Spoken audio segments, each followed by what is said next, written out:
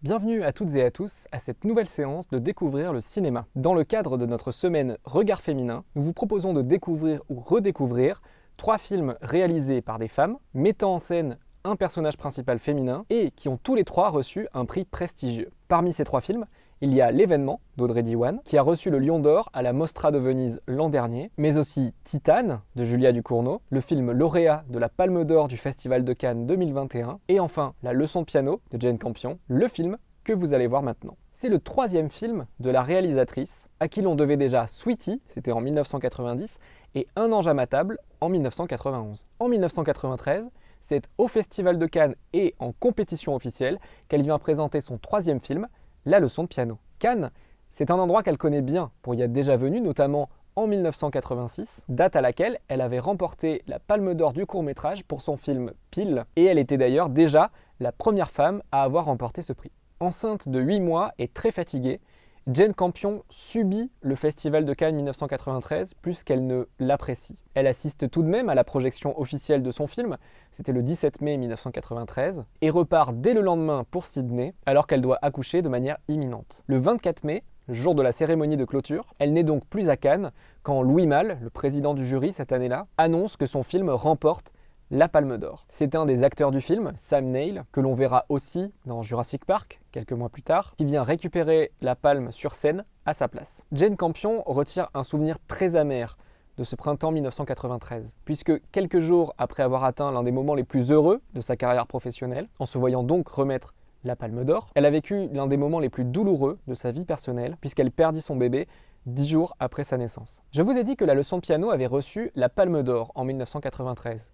Mais il n'est pas le seul à l'avoir obtenu cette année-là. Le film arrive en effet ex aequo avec Adieu ma concubine de Chen Cage. Alors, sans tomber dans le procès d'intention, on peut quand même se questionner sur le fait que Jane Campion, la première femme à avoir obtenu une palme d'or, ait dû, entre guillemets, la partager. Alors, bien sûr, les palmes d'or ex aequo, ce n'est pas si rare. Depuis le début du festival, en 1949 jusqu'à aujourd'hui, il y a eu 11 palmes doubles contre 60 palmes simples, soit donc 15% des éditions qui se sont terminées par un ex aequo, ce qui n'est pas tout à fait négligeable. Et qui pourrait dire qu'Apocalypse Now de Francis Ford Coppola en 1979 ou Le goût de la cerise d'Abbas Kiarostami en 1997, respectivement récompensés les mêmes années que Le tambour de Volker Schlöndorff et L'anguille de Shohei Imamura, ne seraient que des demi-palmes? Personne.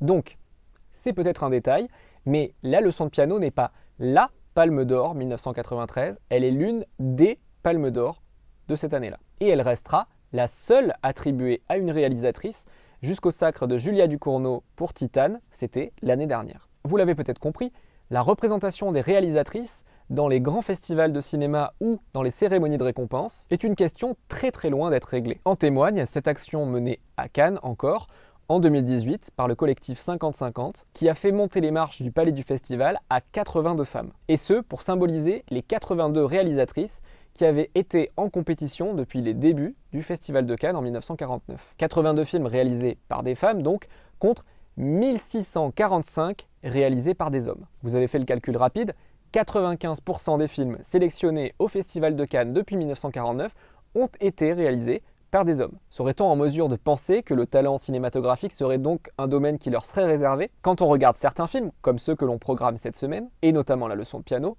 nous sommes en mesure d'en douter. Je vous laisse désormais découvrir ou redécouvrir La Leçon de piano. Je vous souhaite une très bonne séance et je vous dis à bientôt pour une nouvelle découverte de cinéma.